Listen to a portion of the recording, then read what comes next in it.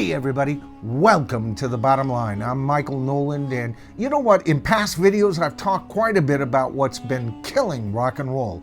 Tonight, we're going to talk about what could very well save rock and roll. And guess what, folks? It's as simple as 1, 2, 3.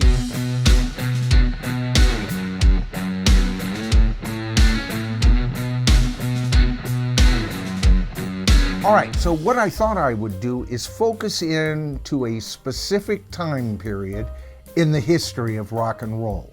And of course, what I'm talking about is the 60s and 70s. Now, there was plenty of great rock and roll in the 50s as well as the 80s, even into the 90s, and not so much after that.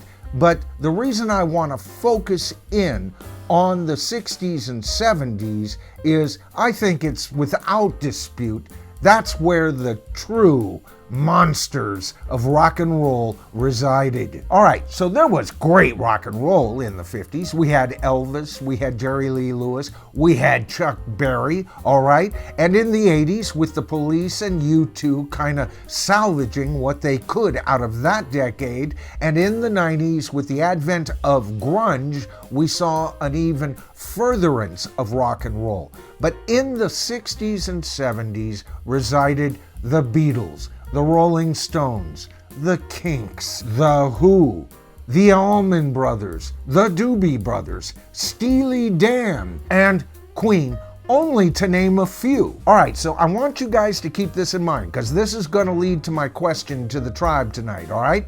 What was it about these bands from the 60s and 70s that separated them from the rest of the pack? And that's the whole point of my video tonight.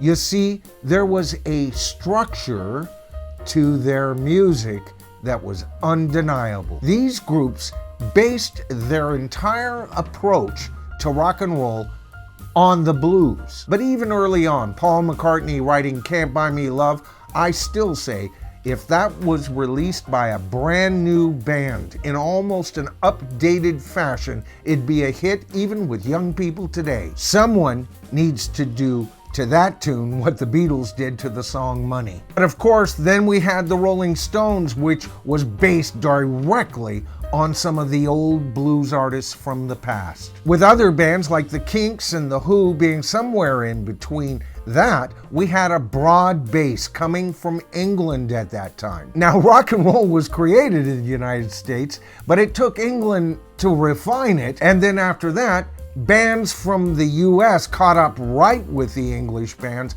and we had an almost even keel at that point, all based somehow on the blues. But it's not just that simple. You see, I would say about 65% of their music was based on the blues. The other percentages lied within other elements of music. Some of it from the Appalachian area in the United States, which had its roots in Celtic music, and yet, especially with progressive bands, we saw rock bands leaning to the 17th and 18th century classical writers. That's how rock grew, all right?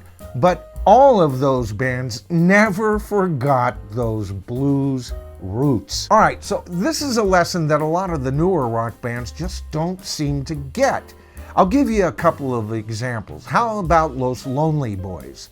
Now, when they came out, that first album had some great pop. They had hits off that album, and it sold very well. And guess what? The majority of that album was based on Tex-Mex blues as far as I'm concerned. But as they progressed, I think they listened to A&R guys, and you guys know what I think about A&R men and women. They need to be thrown out of the music industry because their sound became poppier and poppier. And another band that I like a whole lot, Greta Van Fleet.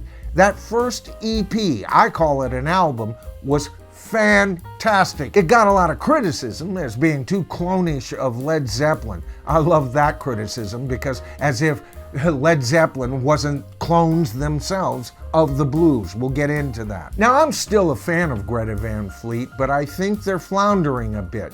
I think they can't make up their minds. Are they like on a Led Zeppelin-based rock band, or are they a kind of clonish version of Rush? I don't know. But if you ask me, despite the fact that they're getting bigger, or at least in live venues, I mean, their concerts are now going for quite a bit. But despite all of that, I think that both of these bands are excellent examples of losing one's roots. Now, as some of you know, I'm a martial arts instructor, and I believe in meditation, all right?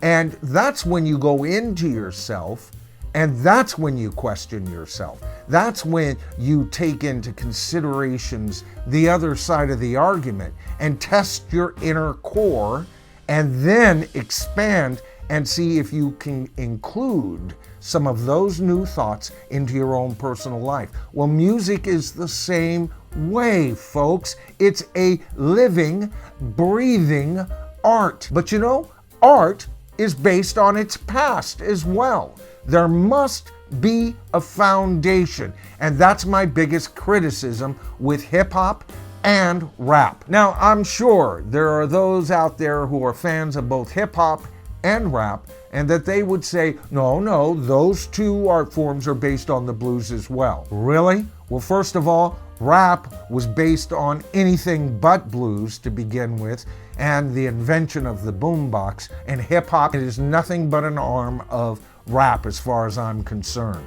Both art forms being inner city based, whereas rock and roll and the blues and that country, we're talking about Appalachian country, bluegrass, was all much more country poor folk based. Now, when you consider the 30s, the 40s, the 50s, the blues that happened at that time, Robert Johnson, Billie Holiday, Buddy Guy, P.B. King, Albert King, my favorite total blues guitarist. Oh, God, the guy was blazingly fast. You realize that these pantheon of giants that resided in the 60s and 70s, if they were the masters of rock, these folks were the grandmasters. When you combine the blues that was birthed by forced labor in the fields and that of the poor white dirt farmers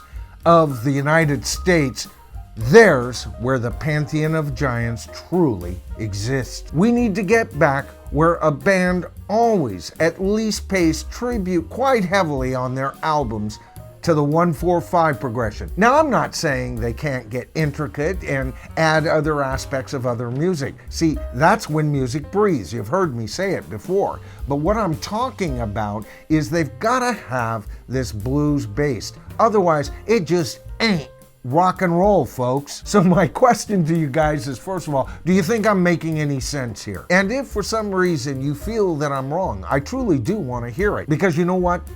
It's the comments. What happens in the comments that is the true flavor of this channel. So let me know if you disagree. And if you enjoyed the video tonight, as I always ask, please give it a thumbs up. That helps channel growth. And if you haven't subscribed to the channel as of yet, that's easy. All you do, here comes my mantra, but I'm sorry, it works. Just hit that subscribe to the tribe button, then tap that top bell icon, and you'll be notified of all my future videos. All right, so I'm Michael Noland. This is The Bottom Line, or at least how I see it. And together, folks, you and I, we become the tribe. We are the tribe.